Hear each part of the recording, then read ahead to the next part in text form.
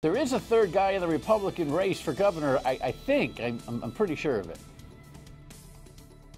The Dan Yorke State of Mind program is brought to you in part by Lookout Rhode Island and Takeo Comfort Solutions.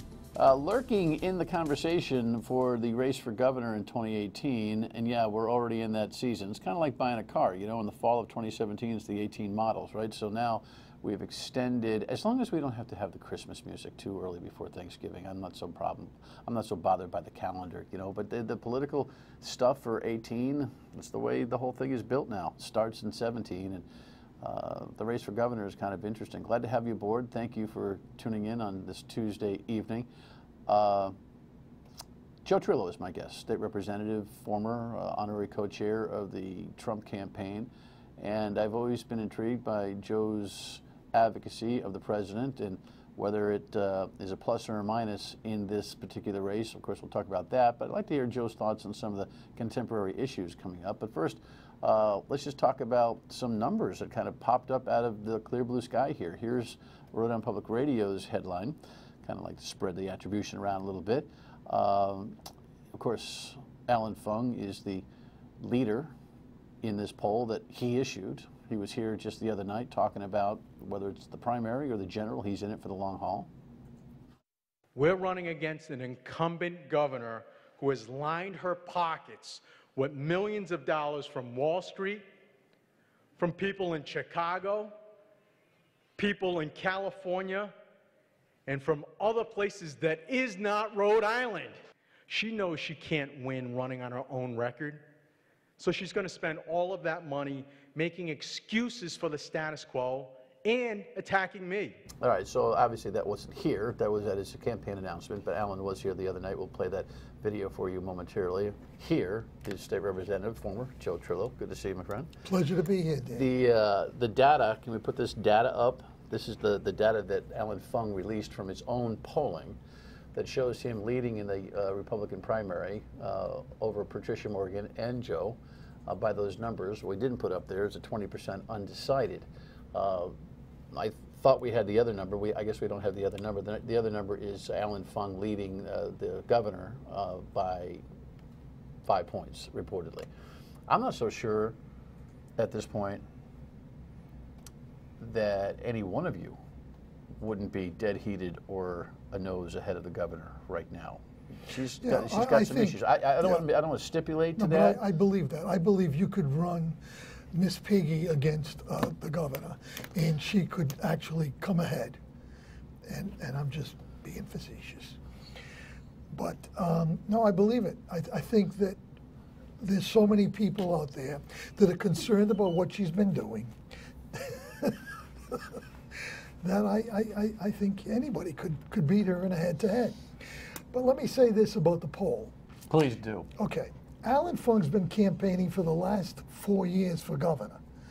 And he's been working it and working it and working it. It is absolutely no surprise to me that he's out in front in terms of the Republican primary.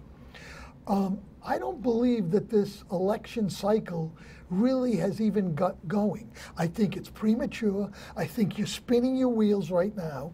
And I think a little more time has to take place. We certainly need to get into the first of the year before we start to go out and sell our wares. I mean, I'm going to be a different kind of candidate. They're either going to love me or they're going to hate me. You have people that are going to ride the fence. Oh, I can't do that because that's not politically correct. Oh, I can't say that because I shouldn't do that and alienate those people. You know me long enough. I'm running my campaign. I'm running it my way. You don't like me, don't vote for me. Cue Sinatra. Cue Sinatra. Go ahead. Regrets. He's got a few, but too few to mention. No, I get it. But I'm going to go in areas where people are afraid to go. I mean, like what happened with these police the other day. We see the video. Let's let the police do their job. All right, I want to talk to you about that. I want to actually tackle a few of the contemporary conversations in somewhat of order. Here was Allan Fung here on the set last week talking about whether it's the primary or the general. He's in it for the long haul, of course. I'm actually in. I'm going to be running all the way through hard till next year. I'm not afraid of any primary opponents. I've got a lot of respect for both of these individuals, but the main difference is, you know, as legislators, they do a lot of talking, a lot of fighting on the floor. As a mayor, I've acted. You know, I've fixed problems, I've handled big budgets, I've handled many employee issues that have popped up and done what's right for all of our residents, and I'm proud of all the things that... All right, so you guys are just blubbering for your political careers, and he was managing. Well, you know, one of the things that...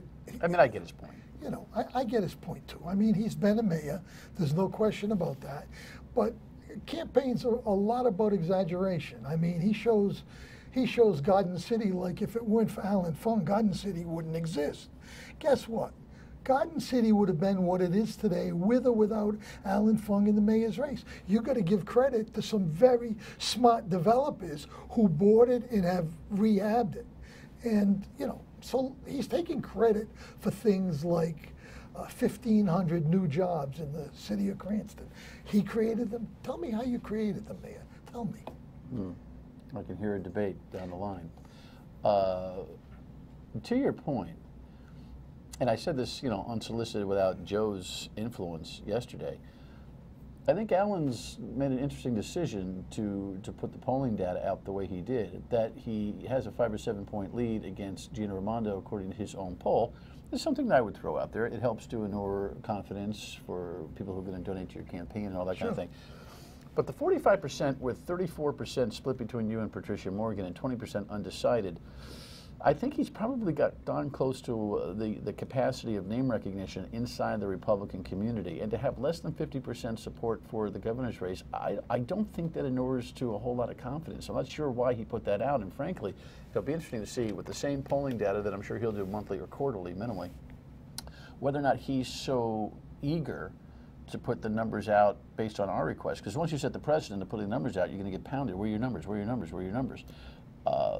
I think all he can do is recede from that number. Yeah, seems to me. I tend to agree with you. I don't think that the numbers... Or, you know, I mean, once you get 1/3 of the 20% undecided-ish, maybe, so that adds another 5 or 6%. Maybe he hovers around 49, 50%. And of course, if the three of you stay in the race, he wins. Yeah, but that's before we really have got our messaging Started chipping away. Certainly, Patricia's been out there doing more chipping away than I'm doing.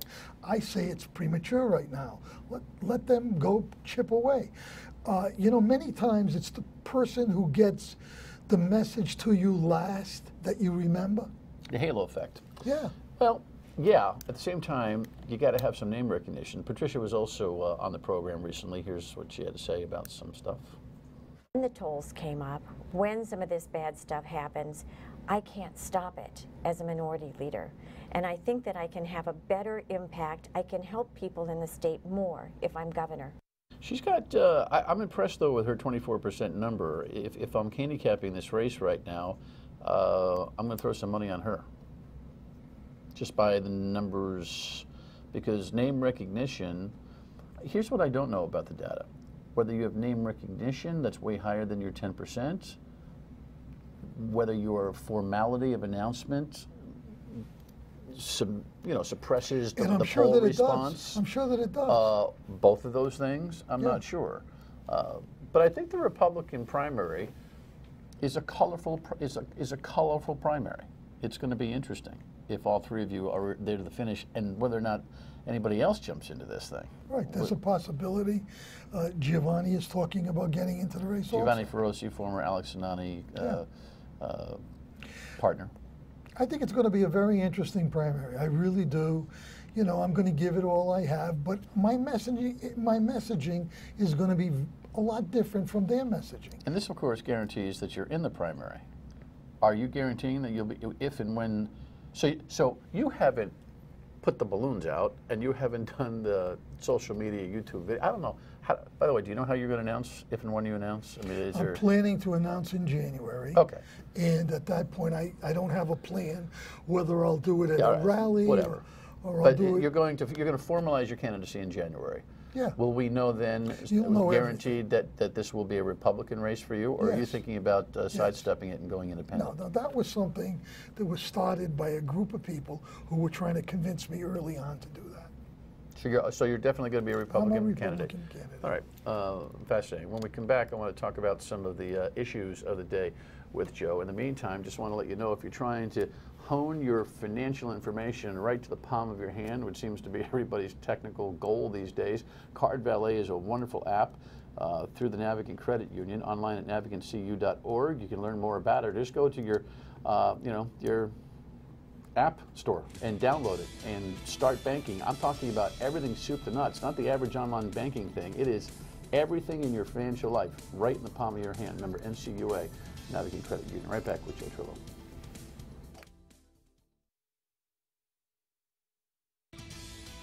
We discussed it with Providence and the Attorney General's office, but again, Providence has their own protocols. So from our end, we were really concentrating on Donald Morgan because we were getting information and piecing things together, and we were really focused on that. But there's part of our investigation from that shooting incident that we're still working on. I asked Colonel Asumpico on Saturday in response to the apprehension of the gentleman who's accused of stealing the cruiser, which led to the search for a white pickup truck that he was believed to be in, which led to a chase, which led to the loss of life of a gentleman who reportedly had nothing to do with this whole situation. Of course, his companion in the car is recovering. By the way, you've probably seen news already that some of the scanner audio has been released. We probably already talked about it on the radio earlier this afternoon. We'll check in on that tomorrow here on the program. It was released just prior to us recording the program, which we do each and every early afternoon. You're running for governor. State police report to the governor. Are you as concerned as I am that the state police culture has really turned for the worst when it comes to transparency and communication with the community? Probably more than you are. I really feel as though that one of the things that the state police was always able to do, it was always able to get above the fray and make you feel good about what they were doing, their strength, their power. I think in some cases it might have been some artificial, maybe even more artificial than it realistically was. But you always felt a sense of confidence with Colonel O'Donnell, with Colonel Doherty. You know, these are men that came up and they made you feel confident. I don't feel that way with this current colonel. I don't think she handles a press conference well. I think she's extremely weak in her presentations, and she would be somebody that I just don't think should be leading the state police. So you'd make a change? Absolutely. Do you give her a break for being kind of an upset candidate and growing into the job, or do you put a lot of this onus on the governor? It's not a job you should grow into. It's not a job you should grow into. So I don't give her a lot of breaks. I think as the governor, you appoint somebody to that position who's going to give the state what they need, and that is confidence in the Rhode Island State Police. What do you think the governor's motive was? I don't know what motivates the governor. She totally baffles me with some of the things she does. I think so many of the things that are presented to her are like in left field, like cooler and warmer, and she thinks they're good ideas because she lets them come out. Going with the UHIP crisis, when you know you shouldn't switch the computer program, at least you should have known that this was going to happen. Why wouldn't you keep a redundant system going and make sure that once the new system is operating, then you kill the old system? Well, here's the funny thing. Let's talk about the UHIP thing for a second. This is the Central Command of Health and Social Services, and the healthcare exchange runs through it now. This is the brain for all that is the financial service to the people of the state of Rhode Island. It's now called, what do we call it now? Bridges. Bridges. Rhode Island Bridges. We changed it. They changed the name to try to paint a little bit of a gloss on, on that's the problem. Another insult to the people. It is an insult. It's an insult. It's like, we're tired of hearing UHIP used, but we're going to call it Bridges now. We want you to use Bridges. And UHIP is the acronym for United. I don't think anybody should call it anything but UHIP. Yeah. Call it what it was. Right. You got to own it, Governor. You got to own it, because we're into over a year right now, and you can't solve this problem. Well, here's the thing. It was Governor Chafee's initial agreement with Deloitte to put this new computer system into play. She inherited it. But there's no doubt that she was getting some warnings from the feds and there was some back and forth. And she admits that she made the call to kind of one fell swoop it. Look, I am the worst guy on IT you'd ever want to talk to. I wouldn't know the move on an IT if it hit me in the head, or if you gave me a 2-hour seminar on it, or a 2-week or 2-year. Well, maybe I'd get better. My point is, even I know that I would be asking, can we keep the old, is it possible to keep the old system running in case we've got a problem with the new system? And it's beyond me how she didn't common sense that advice. That's a problem. You know, I have an IT guy that's my son-in-law, who's a key IT guy. And when you talk to people like that, they will tell you that what you do is you don't kill something if you're not 100% it's going to run right. You run redundant systems. And she just made a very bad call. And she did it against the advice of the federal government. And I don't give the federal government a lot of credibility for knowing what the heck they're doing either. But it's a big mistake. She's hurt a lot of people. She's put a lot of businesses that were in the healthcare providing network. She's put them out of business because they couldn't survive, because they couldn't count on payments. Very, very, very bad thing to do. Talk to me about the Paw Sox situation. This thing looks like it's going south. Speaker Mattiello wants nothing to do with this thing. He feels the heat in his district. He won't admit it, but it's clear the politics of this are impacting him. I think the governor, while she continues to say, yeah, I support it and it makes sense, I think she saw, if this is something that she's going to champion, she hasn't really championed it very hard. What is your position on the Paw Sox current deal and whether it ought to be passed? The current deal, I think, needs to be modified, but I don't think we should let this deal go. I think that the politicians need to work this a lot better than they're working it. They're kind of turning their backs and hoping it's going to come together by some miracle. It's not. It's not unless they get involved and make it happen. They're all afraid. Why are they so afraid of this deal? Because they comparing it to 38 studios. 38 studios, we bought air. We bought nothing but intellectual property, which was worth nothing. Over here, we're building bricks and mortar. We're building a stadium right on Route 95 that's going to be seen by how many cars go by it every year. It's going to give the stadium much more credibility than having it on the back lot. That stadium can be used for concerts. It can be used for a bunch of different venues that it wouldn't be used for in the back lot. So the Paw Sox say they're in for $45 million. The state's got a $23 million bond to sell, and the Pawtucket folks, all through the Redevelopment Authority, all three pieces, $15 million. It's pretty insulting, I think, for the General Assembly and others to suggest that Mayor Grebian needs some help with this. I mean, he's got his own electable accountability, does he not? You okay with the $15 million that Pawtucket is intending to borrow here? Yeah, I'm okay with it. You all right with the state's $23 million? If we have better guarantees. I think we need better guarantees. Like what? Well, the numbers are being presented by the owners. So have the Red Sox guarantee it, or have the owners come up with a personal guarantee.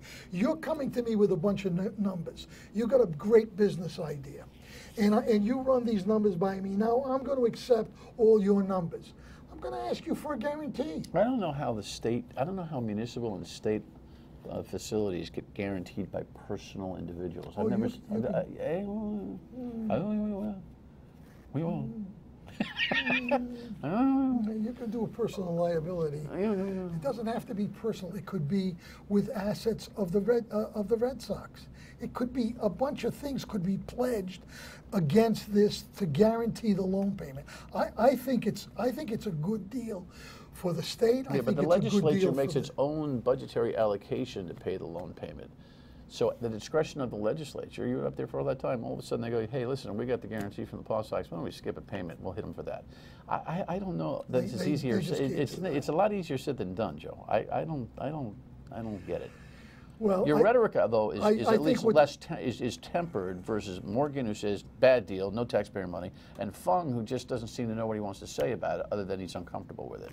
So I would suggest that if you're running for governor, though, in 2018, you better formulate a real I would suggest answer on this. that we let this thing happen. Somehow, let's make it happen. Right. It's good for the city of Pawtucket. It's good for the state.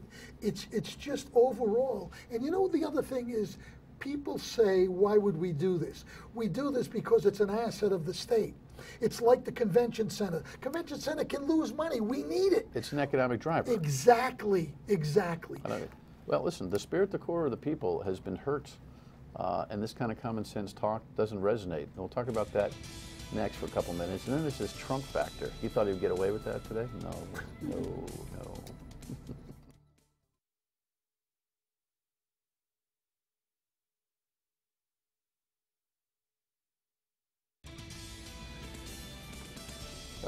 All right, there's Roy Moore, who the president really hasn't stepped out on yet. That's the latest accuser. That's the guy who's the Republican nominee in Alabama for U.S. Senate. Listen, the Senate hangs in the balance right now, very close, and even establishment Republicans are saying, this guy, pew, we got to figure this out quick. I only ask you because you've been so, I think, courageous. I mean, not correct, but courageous on Donald Trump as the co-chair. You're still all in with the president, correct? All in. All in. All in. He is doing a great job. And what would you recommend the president say about Roy Moore, by the way? Well, the president has already said what he had to say. He said that he thinks that these charges are very serious, and he basically should step aside. That's what he said. I don't think he's gone that far. Well, In fact, I know he's not gotten that far. I thought he said he should step aside. So you would like to see him? You'd like to see him do that? I would like to see the people of Alabama make the decision. That's what I'd like to see happen. Okay. I don't know enough about it. I'm not here. All right, that's fair. All I know is what I'm hearing So on tell me about the television. Trump factor. Give me a minute on the Trump factor in this race. That Fung poll, by the way, had kind of a America mirrored Rhode Island perspective: 37% support for Trump, 51% against, which is actually not bad. You know, No. in what is, you know, a not red state. Right. I don't know how you win a general election with your Trump disposition. Well, you got to win a primary first. You got to get a lot of Trump. You got to get a lot of Trump supporters to vote for you, and then you've got to get other people who would vote for you because of your ideas and your policies and your plans. And so I'm hoping that there'll be enough to get from the Trump factor and so enough Trump to get, gets you home in a Republican primary, and your ideas get you home in a general. Is that what we're talking about? hopefully. That's a good plan. And did I just write it for you? No, No. I've been thinking about it. You're looking. You seem very relaxed. You seem spirited, and you seem like you're going to have some fun with this. I am absolutely going to have some fun. I'm looking forward And to you're not going to get out. No, I'm not getting You're going to go the whole way. I'm going even the if the whole way. polling data is not good. Well, the polling data right now That is, you know, say March, April, you don't look too good. You're going Right. to stay in it.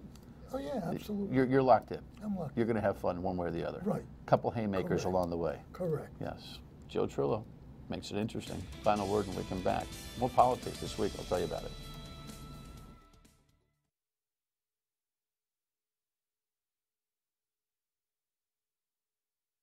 Okay, listen, we'll follow up on some of the ongoing investigation stuff from the shooting and the cruiser theft story from last week.